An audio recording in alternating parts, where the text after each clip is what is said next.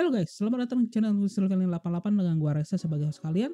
Di video ini gua akan membawakan film wrestling update. Seperti biasa, gua akan memberikan update-update terbaru seputar dunia pro wrestling. Dan untuk di video kali ini ada beberapa topik yang akan menjadi headline. Yang pertama ini adalah update mengenai gelombang pemecatan dari NXT. Lalu yang kedua ini ada cerita di balik Will Ospreay yang memvacate gelar IWGP World Heavyweight Championship.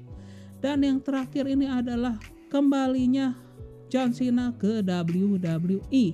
So, tanpa panjang lebar lagi kita masuk ke berita yang pertama. Di mana di berita yang pertama ini gua akan memberikan hasil daripada show SmackDown edisi 21 Mei 2021.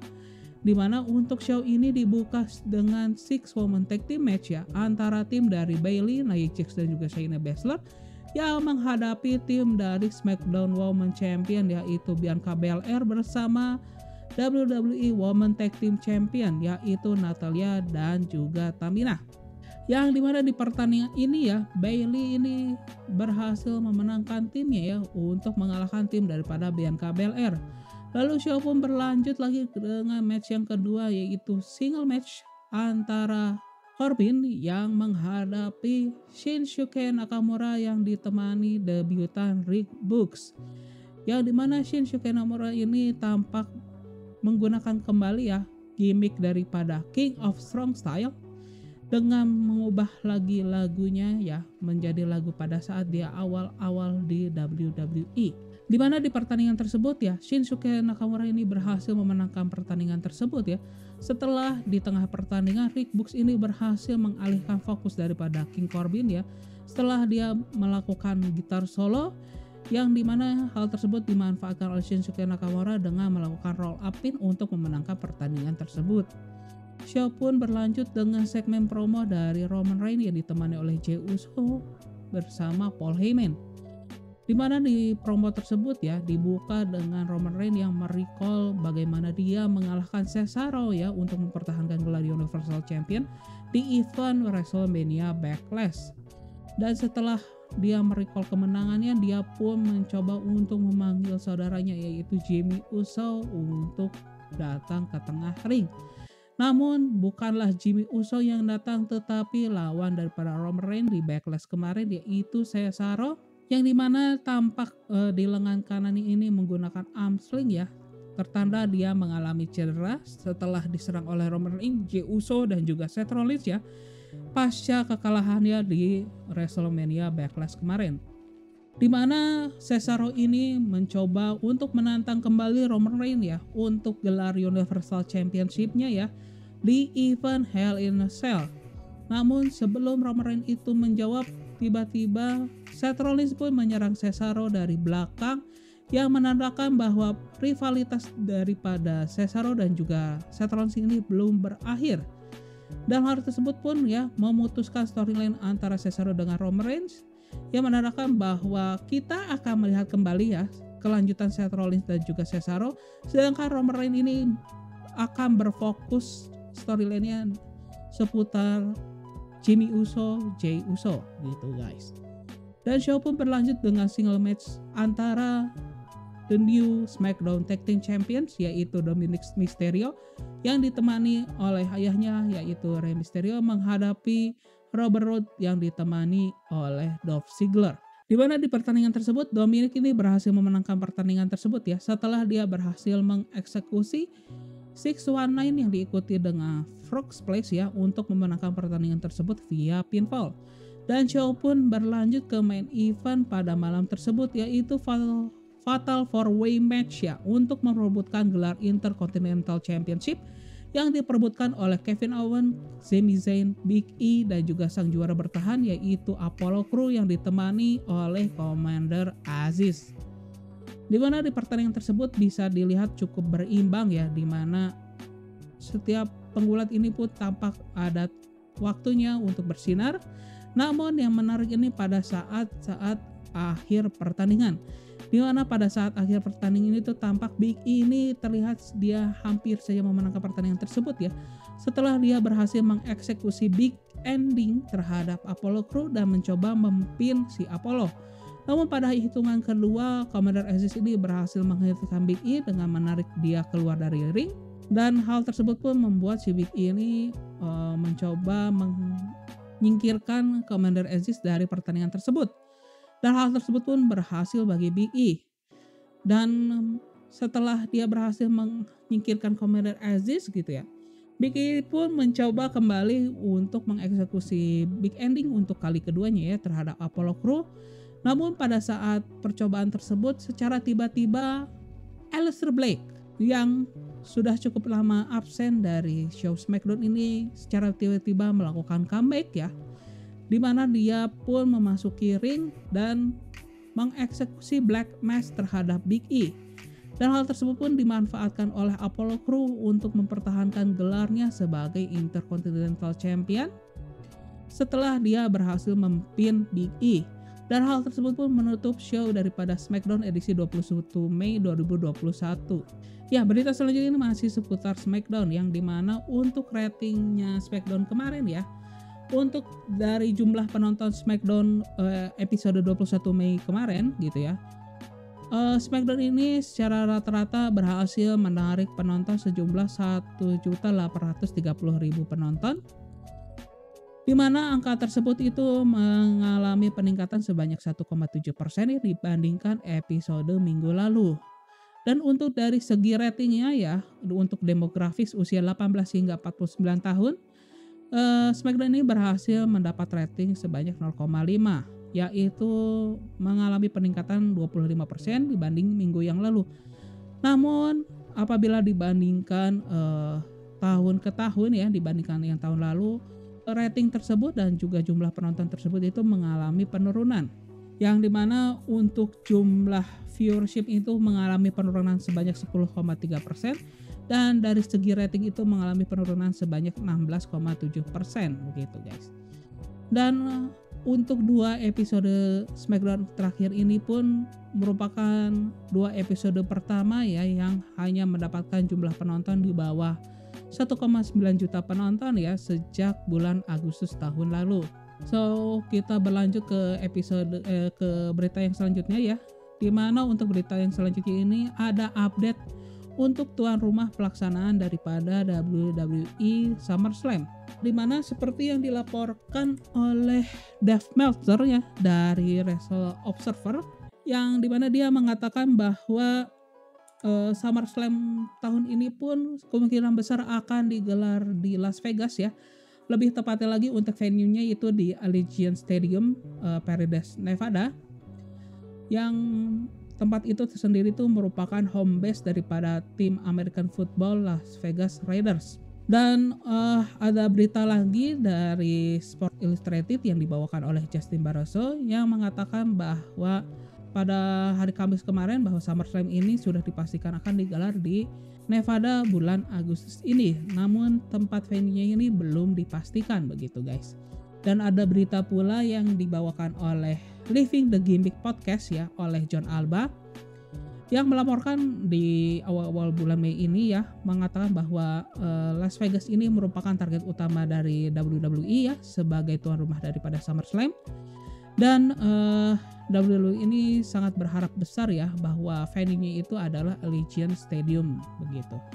Dan berita serupa pun dilaporkan oleh Fightful Select ya.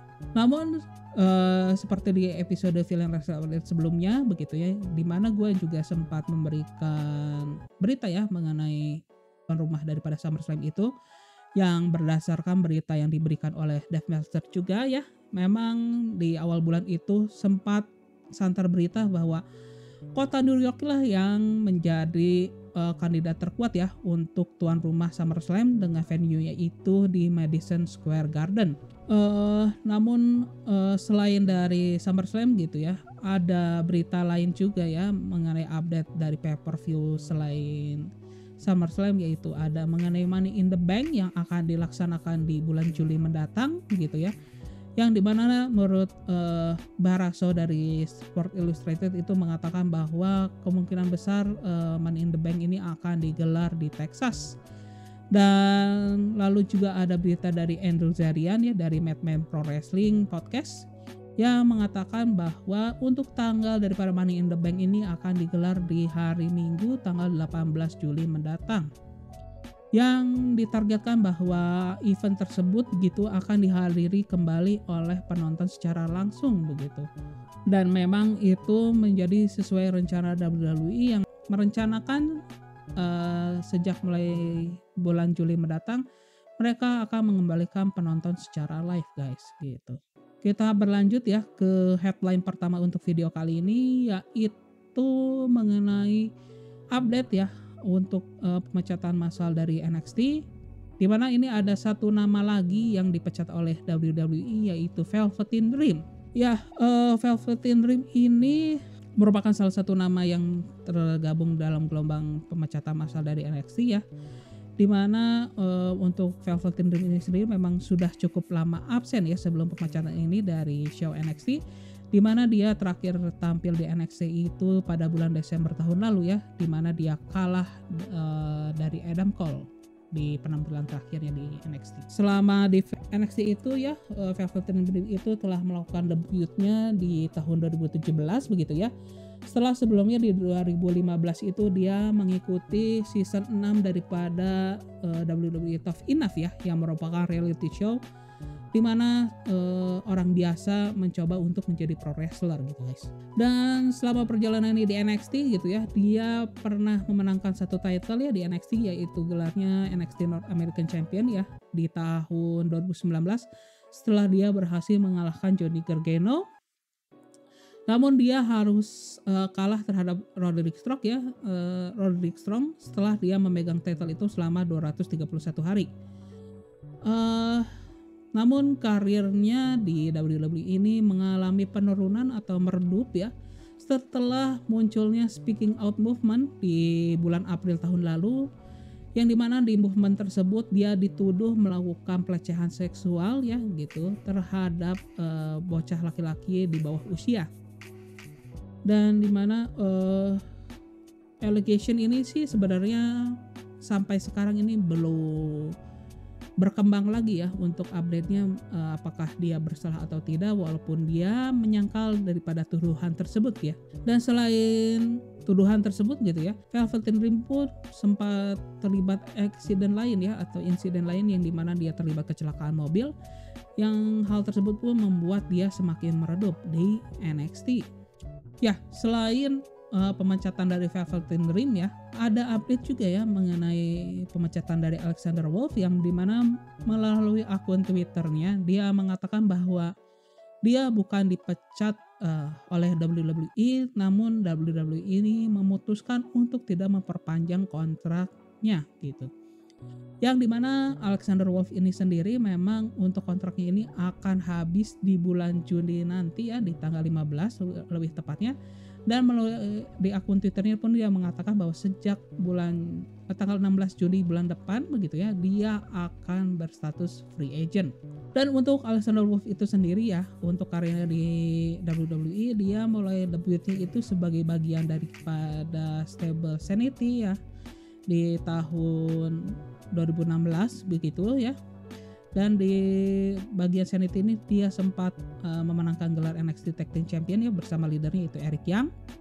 Sebelum pada akhirnya dia sempat melakukan debut di SmackDown begitu. Namun pada saat Sanity bubar begitu ya, dia pun melanjutkan karirnya di WWE dengan bergabung dengan The Imperium yang dipimpin oleh Walter. Dan sejak bergabung di Imperium dia lebih sering muncul di NXT UK ya.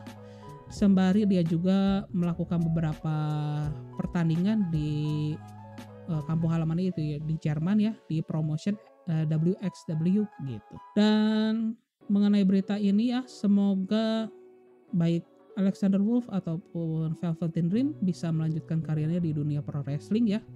Karena gue tahu bahwa mereka berdua ini merupakan penggulat yang sangat berbakat ya. Dan untuk Velveteen Dream ini semoga menjadi peringatan ya, agar dia bisa memperbaiki karirnya gitu ya, apabila memang dia masih passionate ya untuk dunia pro wrestling gitu.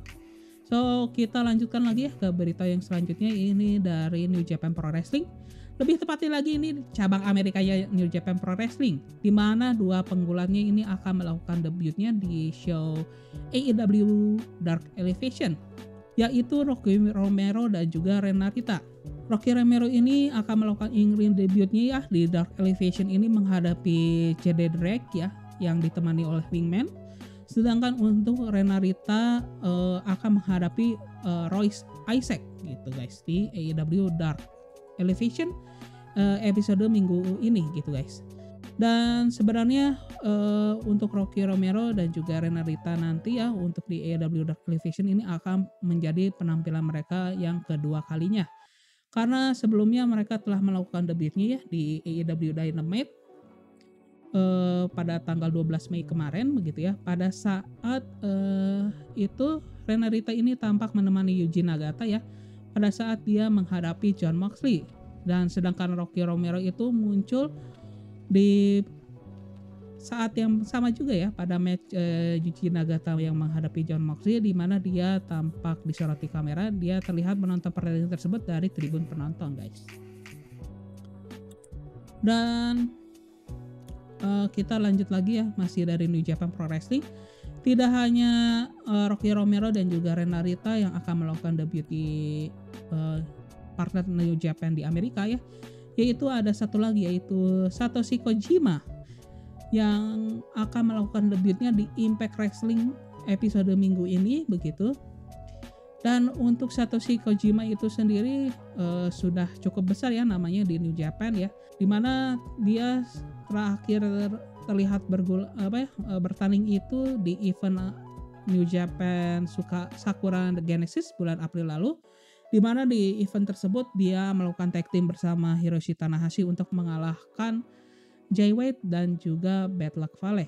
Namun setelah itu dia sempat absen hingga kini dia muncul berita untuk melakukan debut di Impact Wrestling begitu.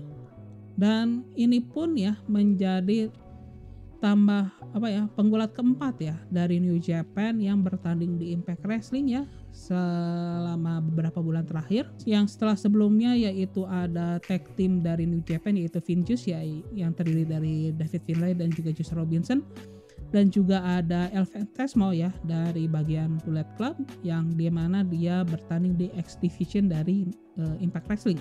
Dan untuk Kojima itu sendiri begitu ya, dia terakhir bertanding di Amerika itu di tahun 2020 ya, di mana dia mengambil bagian di New Japan New Beginning Tour USA gitu.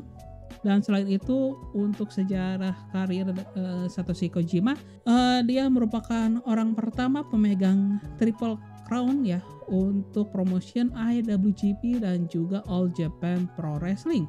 Satoshi Kojima juga pernah memenangkan gelar NW World Champion dan juga MLW Champion guys. Dan ini masih seputar New Japan Pro Wrestling ya. Lebih tepatnya lagi ini ada cerita di balik Will Ospreay yang memvacate gelarnya ya sebagai IWGP World Heavyweight Championship. Yang dimana ini berdasarkan berita yang disampaikan dari laman Patreonnya milik Voice of Wrestling. Ada beberapa catatan ya mengenai keterkaitannya Will Ospreay menanggalkan title-nya begitu. Roster daripada New Japan Pro Wrestling begitu, terutama yang merupakan orang luar gitu ya atau orang asing gitu ya. Mereka ini mengeluhkan bahwa pihak manajemen daripada New Japan ini perlakuan itu kurang profesional ya mengenai COVID-19 ini begitu ya. Dan berita mengenai cedera leher Will Ospreay ini hanya menjadi backupan atau cover aja ya untuk menutupi ketidakprofesionalan New Japan ya mengenai isu COVID-19 ini begitu. Dan ada beberapa berita juga yang dilaporkan oleh Body Your Life ya dari Reddit gitu ya, yang masih seputar penanggalan title daripada si Will Ospreay gitu ya, yang dimana menyebutkan bahwa cedera si Will Ospreay ini memang benar begitu ya, dan dia itu merupakan salah satu dari bagian roster asing yang merasa tidak puas ya terhadap New Japan Pro Wrestling mengenai penjadwalannya ya terkait status emergency di Jepang ya karena COVID-19 itu, dan dimana dia membuat hal tersebut pun frustasi ya karena dia harus memutuskan di mana dia harus men-treat cederanya gitu, baik itu di Inggris atau di Jepang. Karena ada perubahan jadwal itu kan, dia sudah menjadwalkan untuk melakukan treatment di Inggris begitu sebelumnya. Namun secara tiba-tiba New Japan itu memutuskan untuk melanjutkan turnya. Namun hal tersebut pun membuat si Will Ospreay lebih memilih untuk keselamatannya, sehingga dia harus meninggalkan title-nya tersebut gitu guys. Hal tersebut gitu ya, keputusan Will Ospreay pun menjadi berita pengalihan ya yang dilakukan New Japan ya, untuk menutup ketidakprofesionalan mereka dalam mengatur jadwal gitu bagi para penggulatnya gitu guys. Para penggulat asing lainnya pun mengatakan bahwa sudah ada beberapa yang sudah kembali ke kampung halaman ya, setelah mendengar bahwa tour dari New Japan ini namun secara tiba-tiba begitu kan ya, ada perubahan secara tiba-tiba yang dilakukan oleh pihak manajemen, dan hal tersebut pun yang membuat tidak happy ya para roster luar itu, karena dia sudah nyampe di rumah tiba-tiba ada perubahan gitu kan. Bukan murah gitu kan melakukan penerbangan antar negara, apalagi di situasi kayak gini gitu kan. Ya karena hal tersebut pun ya beberapa penggulat asing pun harus kembali melakukan karantina gitu kan, yang dimana itu pun para penggulat pun merasa tidak senang ya karena ketidakpastian daripada New Japan ini gitu guys. Dan selain dari penggulat atau roster luar gitu ya, ada juga roster Jepang ya yang mengeluhkan hal yang sama gitu ya, bagaimana ketidakprofesionalan manajemen New Japan ya untuk melakukan komunikasi antar manajemen dengan rosternya, yang dimana roster Jepang ini pun sempat mengeluhkannya terhadap salah satu kreatif member New Japan, yaitu Dick Togo, yang dimana mereka ini mengeluhkan bahwa menyalahkan si upper manajemennya gitu ya, yang secara tiba-tiba melakukan perubahan decision atau keputusan begitu, yang sehingga rosternya aja gitu ya tahu bahwa si New Japan ini melakukan kembali turnya itu setelah melalui pengumuman publik gitu ya, bukan pengumuman yang secara personal dari pihak manajemen gitu. Dan hal tersebut memperlihatkan bahwa pihak manajemen ini tidak melakukan komunikasi yang baik ya dengan para rosternya tersebut gitu ya. Semoga hal tersebut tidak menjadi jalan pembuka terutama sih bagi para roster asing ya untuk meninggalkan New Japan gitu ya. Setelah kita lihat ya, yang meninggalkan itu kan bukan nama kecil gitu ya, Will Ospreay, dimana pada saat meninggalkan New Japan juga kan dia lagi posisinya sebagai champion utama New Japan gitu ya, sebagai IWGP World Heavyweight Championship. So kita lihat saja ya perkembangan ini gitu ya, apakah ada nama-nama besar lain yang akan ikut meninggalkan New Japan kah karena hal tersebut, atau masih mencoba bertahan gitu ya dengan New Japan. So we'll see aja. Kita lanjut ke berita yang selanjutnya ya. Ini si seputar Will Ospreay juga ya, dimana kan selain dia memegang IWGP World Heavyweight Championship, dia juga pemegang title Rev Pro British Heavyweight Championship ya dari Revolution Pro Wrestling. Dan terkait gelar tersebut gitu ya, Revolution Pro Wrestling pun menyatakan statementnya melalui akun Twitternya, dimana mereka pada intinya mengatakan bahwa mereka tidak akan melakukan pergantian ya untuk waktu dekat ini, karena fokus mereka itu untuk mengembalikan show-nya ini berjalan kembali gitu ya, karena di situasi sekarang ini Rev Pro ini memang sedang tidak melakukan show satu pun gitu. Dan memang untuk penanggalan untuk status Will Ospreay sebagai British Heavyweight Championship ini menurut mereka ini terlalu dini gitu ya untuk menentukannya, karena situasi mereka ini sangat berbeda dengan New Japan gitu. Ya tentunya karena show-nya ini sedang tidak berjalan, mau bagaimana gitu ya perubahan title-nya.